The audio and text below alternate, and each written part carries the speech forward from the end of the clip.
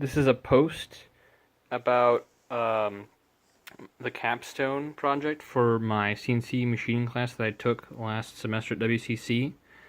And basically, I was given two 6x6 inch by 1 inch thick pieces of aluminum, and the goal was to create a mold for a wax.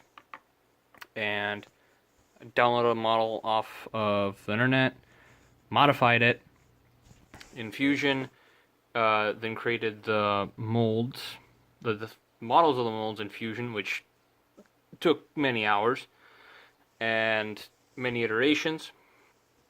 And then I programmed them once again in Fusion, which also took many hours. And then finally cut the molds out on a Haas VF2SS at the college. As you can see, I used a variety of tools, and everything's pretty nice. And I would say that I learned quite a lot during this project. Most of what I learned was in the software.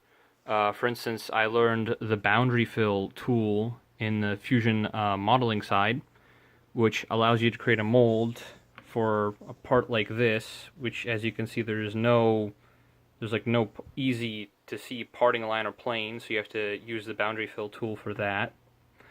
And then also on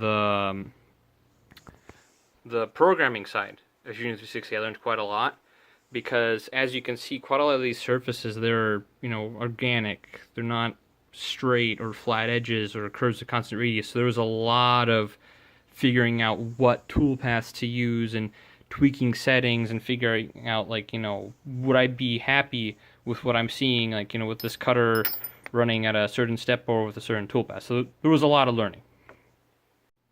And although the part is not perfect, for instance, you can see here, the area is meh, pedals, and here it's sort of meh. Overall, I'm very happy with this project, because these are the most complicated parts I think I've machined to date, primarily because pretty much every single surface, except for the ones that I added in, is of inconstant radius. There's no straight lines, there's no curves of constant radius.